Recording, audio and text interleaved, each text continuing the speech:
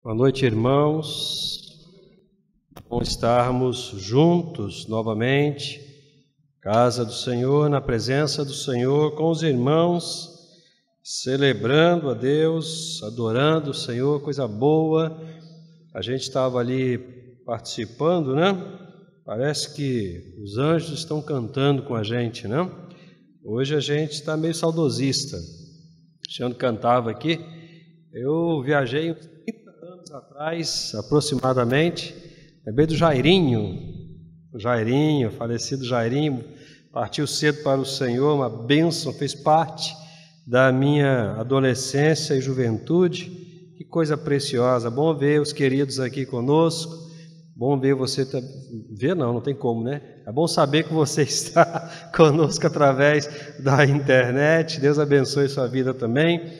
Eu queria pedir aos irmãos que estivessem orando pela querida irmã Vera. A irmã Vera hoje, às 16 horas, sepultou o seu paizinho ali em São Miguel. Nós estivemos ali com ela, tivemos um tempo, né, de oração por ela, pela esposa do paizinho dela, pela família, né? Foi um tempo onde nós percebemos a presença de Deus e, obviamente, né, os sentimentos, as emoções dos que estavam ali presentes. Então, estejam orando pela irmã Vera.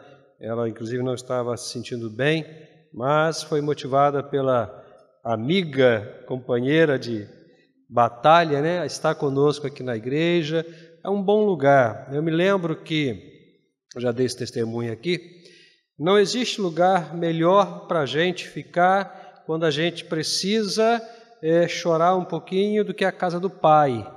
Eu me lembro que quando papai também faleceu, nós sepultamos papai ali no Parque da Paz, pastor Vanderlei fez a cerimônia, e aí nós, né, nos despedimos e cada um seguiu o seu caminho. Eu voltei para a igreja para trabalhar, fiquei lá no meu gabinete, e aí os irmãos me viram, perguntaram, o que você está fazendo aqui? Eu falei, eu estou aqui, porque aqui é o melhor lugar para ficar. Aqui é o lugar do conforto, é o lugar da consolação, é o lugar dos irmãos, é a casa do Pai. A casa do Pai é casa de amor, é casa de carinho, é casa de conforto, é casa de você chegar junto, na filosofia do Mauro Israel Moreira, né? Do chegar junto. Então, é o lugar da gente estar orando pelos queridos que estão enlutados, pelos irmãos que estão desempregados e pelos que estão adoecidos. Não existe lugar melhor que a casa do Pai. Deus abençoe sua vida, querida. A sua dor é a nossa dor. Meus irmãos, nós estamos iniciando hoje uma nova série de estudos, só que desta vez, pastor Roberto optou por trabalhar com um tema do ano, uma igreja segundo o coração de Deus. Nós vamos até o final de dezembro com uma série de estudos e a mim coube o compromisso de abrir essa série de estudos. Só uma observação: a partir do ano que vem, então, o nosso tema do ano será Igreja Batista do Centenário, uma igreja no centro da vontade de Deus. Nós vamos aprofundar o tema desse ano, jogando então toda a nossa vida, todas as nossas intenções, todos os nossos sonhos, todas as nossas falas, emoções, no centro da vontade de Deus. E vamos trabalhar o ano que vem em torno dessa temática também, como sempre, né? Muito desafiadora. Abra a sua Bíblia em Mateus, capítulo 16. Nós vamos ler do verso 13 até o verso 19. E o tema de abertura dessa série de estudos é Igreja, uma instituição divina. Igreja, uma instituição divina. E o texto escolhido para trabalharmos nesta noite, Mateus capítulo 16, do verso 13 até o verso 19. Nós vamos ler, você pode ficar sentado mesmo, não tem nenhum problema. Você que está conosco através da internet também pode nos acompanhar. Vou repetir, o tema é Igreja, uma instituição divina, e o texto é Mateus 16, do verso 13 até o verso 19. Eu vou aproveitar a projeção, porque aí nós todos podemos ler em uma única versão, do 13 ao 19. Tendo chegado às regiões de Cesareia de Filipe, Jesus perguntou aos discípulos: quem os homens dizem ser o Filho do Homem? Eles responderam: alguns dizem que é João Batista, outros Elias, outros Jeremias ou algum dos profetas. E Jesus lhes perguntou: mas vós, quem dizeis que eu sou? Respondendo, Simão Pedro disse: tu és o Cristo, o Filho do Deus vivo. E Jesus lhe disse: Simão Barjonas, tu és bem-aventurado, pois não foi carne e sangue que te revelaram isso, mas meu Pai que está no céu. E digo-te ainda que tu és Pedro, e sobre esta pedra edificarei a minha igreja, e as portas do inferno não prevalecerão contra ela. Eu te darei as chaves do reino do céu. O que ligares na terra terá sido ligado no céu, e o que desligares na terra terá sido desligado no céu. Vamos orar. Deus de toda graça, bondade e consolação, nós te bendizemos, nós te louvamos pelo momento especial que o Senhor tem separado para nós, neste tempo que o Senhor escolheu, para juntos como igreja, estarmos refletindo sobre a palavra do Senhor. Que de fato, Deus, o Senhor fale aos nossos corações, nos conforte, nos anime e nos exorte, para que possamos prosseguir a nossa caminhada cristã de forma fiel, glorificando o teu santo nome. Nós oramos em nome de Jesus. Amém, Senhor, e amém. Igreja, uma instituição divina.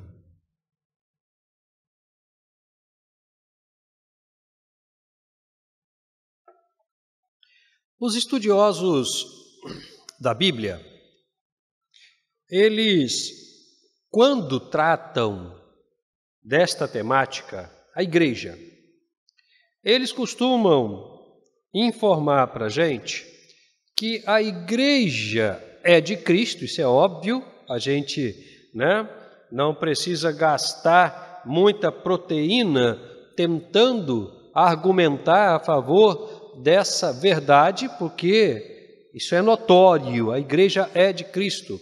Mas os estudiosos costumam informar que esse texto especificamente é o texto considerado como sendo o lançamento da pedra fundamental da igreja.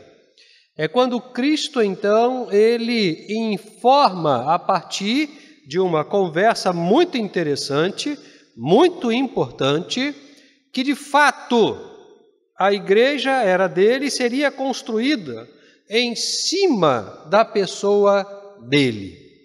E o texto de Atos dos Apóstolos, capítulo 2, que narra a história do Pentecostes, quando o Espírito Santo desce e a igreja recebe o impulsionar da graça de Deus para a pregação do Evangelho, os estudiosos costumam dizer que naquele momento ali tem início a vida ativa da igreja, a vida progressiva da igreja, quando de fato a igreja que havia sido fundada por Cristo a partir da sua pessoa, nesse momento de conversa com os seus discípulos, começa então a existir na comunidade de forma missionária. Ok, os estudiosos podem estar cobertos de razão, mas o fato é que a igreja, ela possui uma dimensão para além da história onde ela é construída e onde ela caminha. A igreja começa no coração de Deus antes mesmo que todas as coisas fossem criadas. antes mesmo que todas as coisas fossem criadas.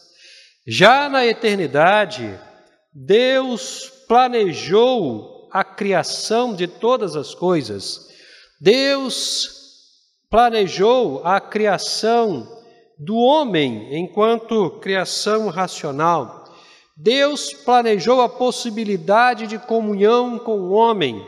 Deus planejou a condução da escolha voluntária, deliberada do homem para viver com ele através daquilo que nós conhecemos como sendo livre-arbítrio. Por isso o momento que a gente conhece como sendo o momento da tentação, né? Lá no Gênesis 3, lá no Jardim do Éden. É óbvio que há um propósito em Deus para todas as coisas, inclusive para aquele momento, para que realmente e exclusivamente, de forma voluntária, a sua criação racional optasse por viver em comunhão com Ele. O propósito de Deus não se perdeu a partir da queda, porque nós estamos aqui voluntariamente servindo a Deus. Então, o propósito de Deus não ficou perdido no momento em que Adão e Eva desobedeceram a Deus e comeram do fruto. Absolutamente. Senão, nós não estaríamos aqui. Não haveria nenhuma possibilidade. Os planos de Deus, eles se constroem na história sem nenhum arrependimento de Deus, sendo conduzido por Deus naquilo que a gente chama de propósitos. Deus estabeleceu propósitos para que os seus decretos, a sua santa vontade, fosse cumprido na história da humanidade. Então a igreja, antes do lançamento da pedra fundamental e antes da vida ativa, a vida missionária e evangelística, ela começa no coração de Deus, no coração apaixonado de Deus, primeiro por Ele mesmo e também depois por todas as criaturas dele, inclusive e particularmente a criatura racional. A igreja tem um papel muito importante em todo esse plano de Deus. A igreja está dentro de uma dimensão maior do que ela, que a gente chama de reino de Deus. O reino de Deus é o governo de Deus sobre todas as coisas. Mas é preciso haver uma agência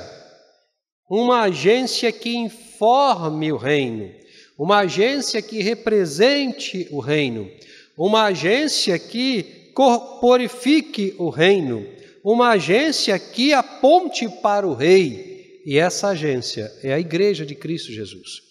A Igreja é a agência do reino de Deus e ela existe para promover e povoar o reino de Deus.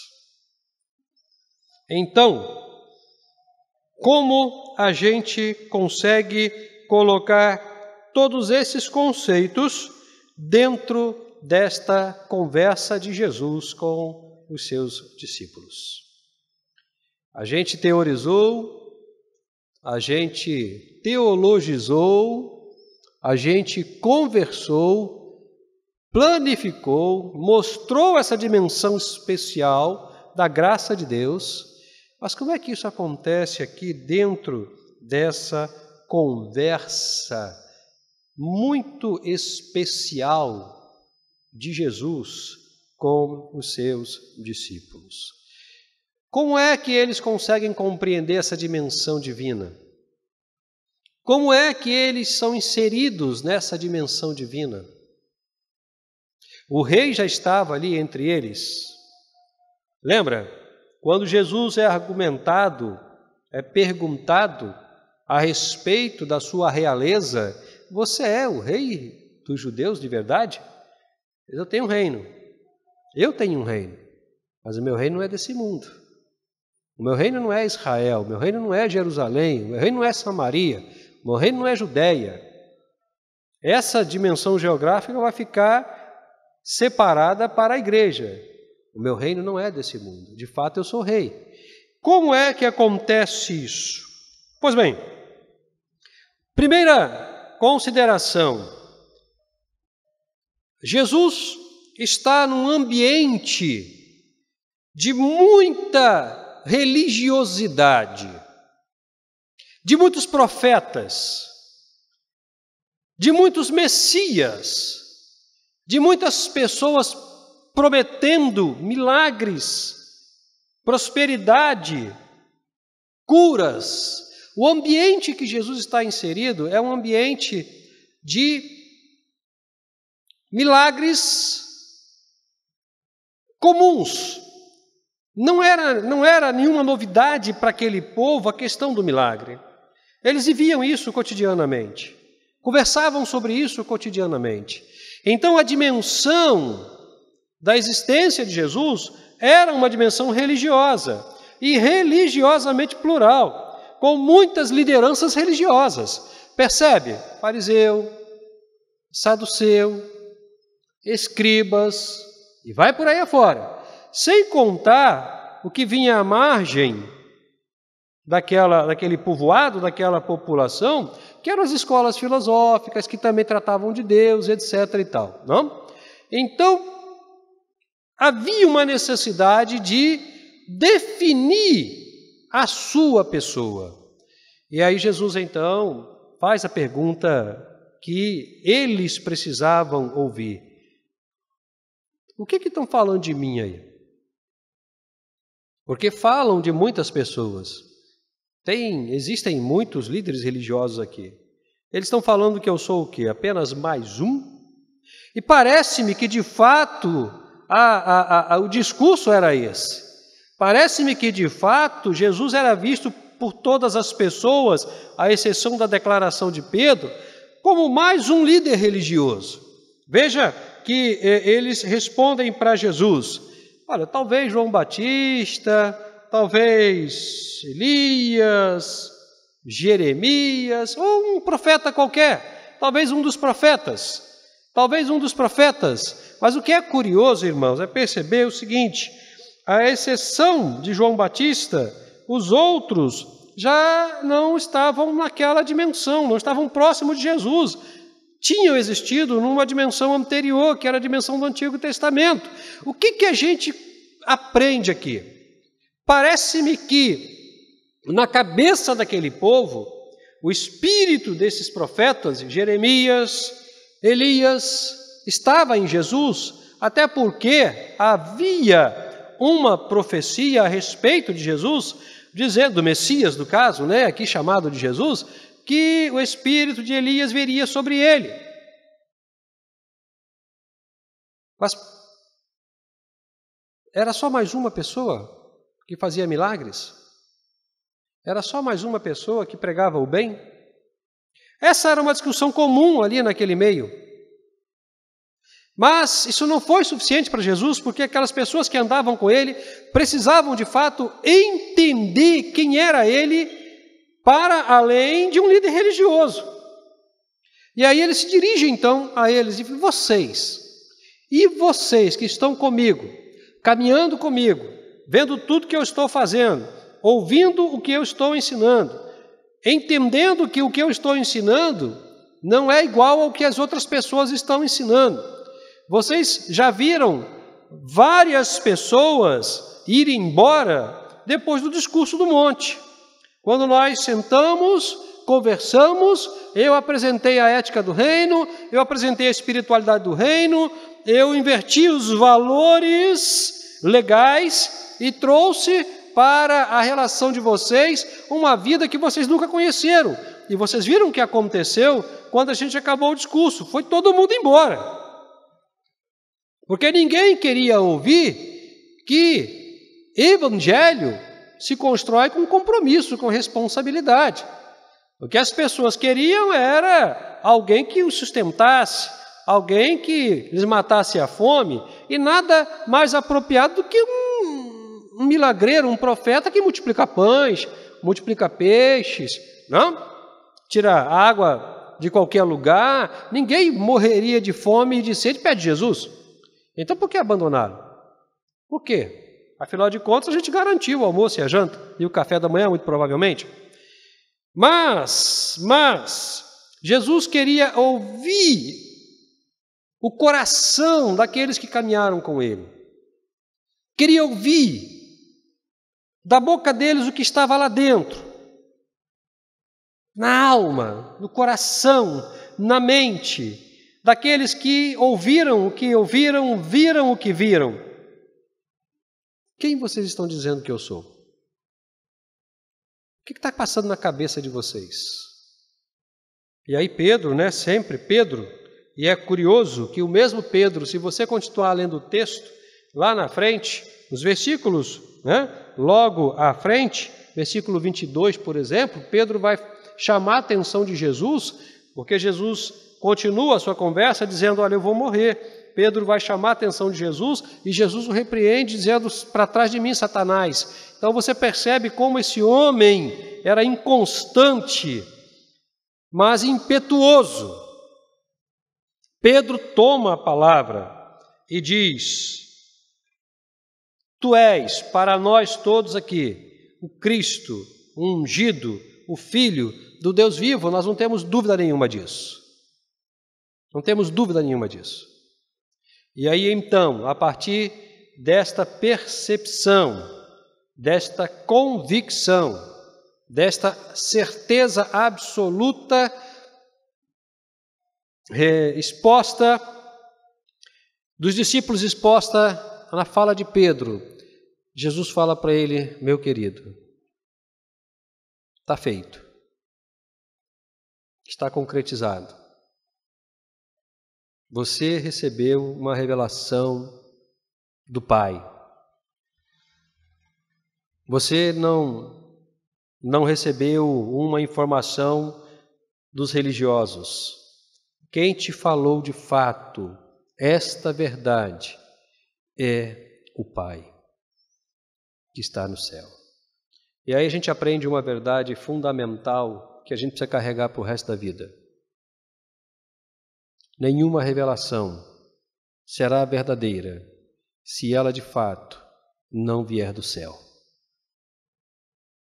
Nenhuma revelação será verdadeira, será contundente e se concretizará na história da nossa vida sem que de fato ela venha do céu.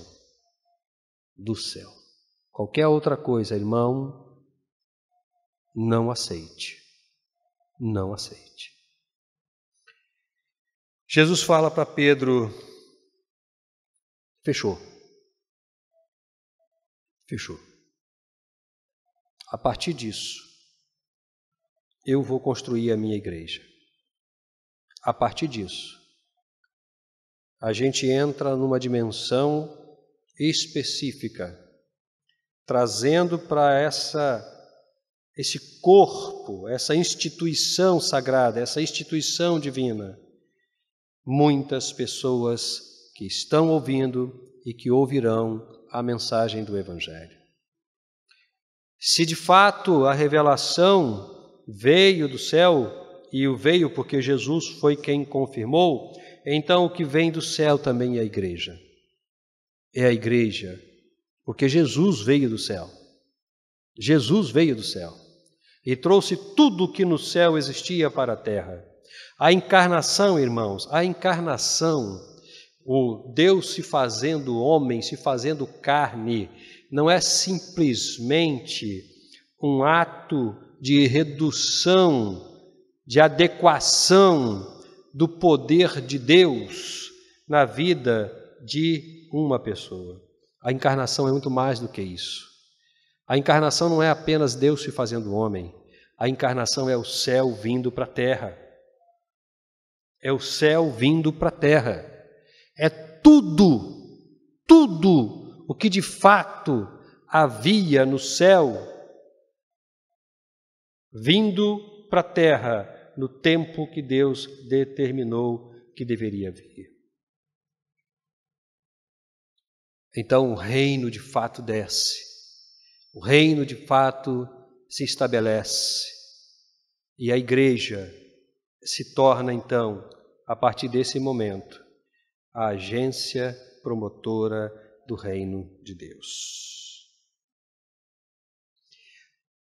Firmado em cima de quem? Da palavra de Pedro? Não, não. Eu não quero entrar nos detalhes do jogo de palavras aqui. Tu és Pedro e sobre esta pedra, eu acho que isso já está mais do que claro para a gente, não? Mas ela é firmada em Cristo Jesus, a rocha. Se você for comigo à primeira carta de Pedro, no capítulo 2, se eu conseguir abrir a minha Bíblia aqui, e vamos, 1 de Pedro, capítulo 2, vamos ler do verso 4 ao verso 10, você vai ter a certeza de que realmente a pedra é Cristo. A pedra é Cristo. 1 de Pedro, capítulo 2, do verso 4 ao verso 10, está escrito assim: e chegando-vos a ele a pedra viva, rejeitada pelos homens, mas eleita e preciosa para Deus, vós também, como pedras vivas, sois edificados como casa espiritual, para serdes sacerdócio santo, a fim de oferecer sacrifícios espirituais aceitáveis a Deus por meio de Jesus Cristo.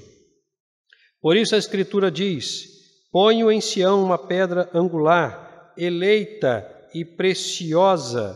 Quem nela crer não será desapontado. Assim, para vós, os que credes, ela é preciosa.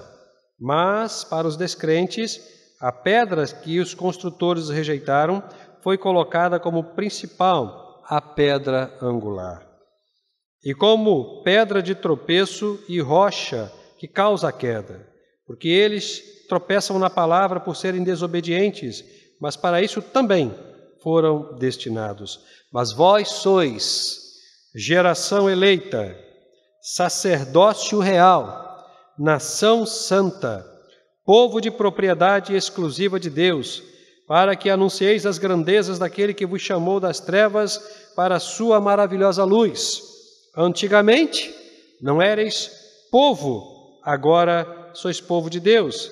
Não tinhas recebido misericórdia, agora recebestes misericórdia. Jesus é a pedra, Jesus é a rocha. Por isso o texto diz que quem constrói a sua casa na rocha, pode acontecer o que tiver que acontecer, a casa não será destruída. Ela não será destruída. Mas deixe-me te falar uma coisa. Não sei se você prestou atenção, e a gente já está caminhando para o fim da nossa reflexão, na leitura feita em Pedro. A leitura feita em Pedro diz que a rocha pode ser rejeitada. Ela pode ser rejeitada. E por quê? E de que forma ela pode ser rejeitada? Lembra que nós começamos a nossa conversa dizendo que a igreja, ela é a agência do reino de Deus, o reino de Deus é o governo de Deus sobre todas as coisas e é muito maior do que a igreja?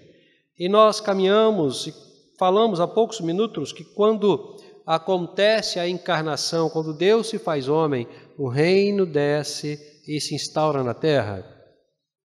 Mas já existia um outro reino aqui. Já existia um outro reino, chamado Reino das Trevas, que tem um rei, o rei deste século, ou o rei deste mundo. Deste mundo é melhor, né? Já existia um reino aqui. Então, o que de fato nós aprendemos é que a verdade apresentada por Jesus é o reino de Deus se instaura junto com o reino das trevas. E o que tem início é uma batalha. Porque quando dois reinos se colocam um de frente do outro, o que se espera é uma batalha. Porque um reino vai querer ser maior e melhor do que o outro reino. Um rei vai querer governar sobre o reino do outro rei. O que se instaura é uma batalha. E nessa batalha, algumas pessoas rejeitam o reino de Deus. Rejeitam o reino que foi fundado sobre Jesus Cristo, que é a rocha. Mas também algumas outras pessoas rejeitam o reino das trevas e aceitam o reino de Deus. Veja que Pedro, no verso 9, diz assim: vocês que constituem a igreja de Cristo Jesus, que constituem essa igreja espiritual, divina, vocês são geração eleita, são sacerdócio real, são nação santa, são povo de prosperidade exclusiva de Deus, para que anuncieis as grandezas daqueles que vos chamou das trevas,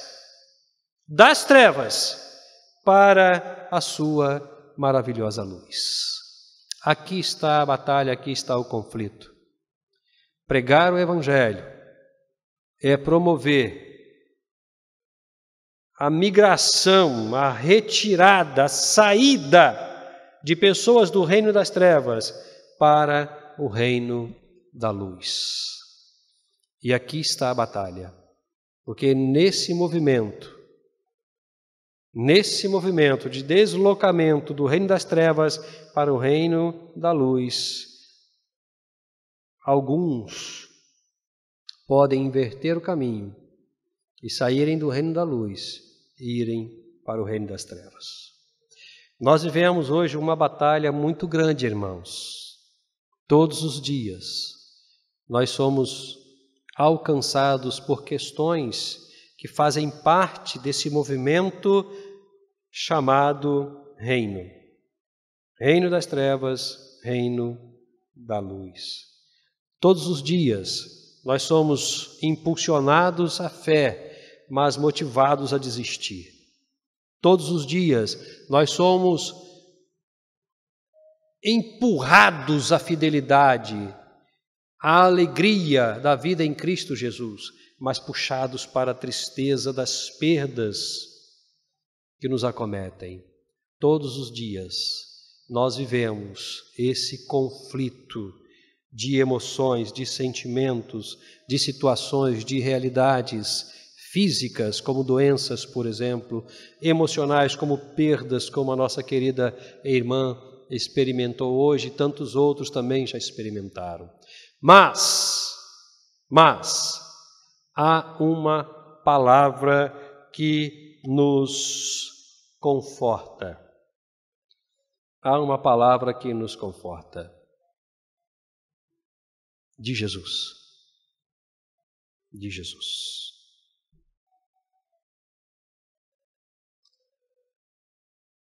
As portas do inferno não prevalecerão contra a igreja. A palavra é: a igreja será vitoriosa sempre, mesmo nesse constante conflito, nessa constante batalha. Porque a vitória não é uma atividade nossa, a vitória é uma promessa de Jesus, o Senhor da igreja. As portas do inferno não prevalecerão contra a minha igreja, não vão vencer a igreja, por maior que seja a batalha, por maior que seja a luta, por maior que seja a dor, por maior que seja o sofrimento. Tenha certeza de uma coisa: você faz parte de uma instituição, de uma agência divina, e essa agência, por definição de Cristo Jesus, é vitoriosa. É vitoriosa. Nunca desista. Nunca desista. Continue a sua caminhada. Nunca pare pelo caminho. Nunca descreia do cuidado de Deus, porque você faz parte da igreja, que é uma instituição divina, e as portas do inferno jamais vencerão essa nossa e minha igreja de Cristo Jesus. Deus abençoe a vida dos irmãos. Irmão Wellington, obrigado, que o Senhor te abençoe.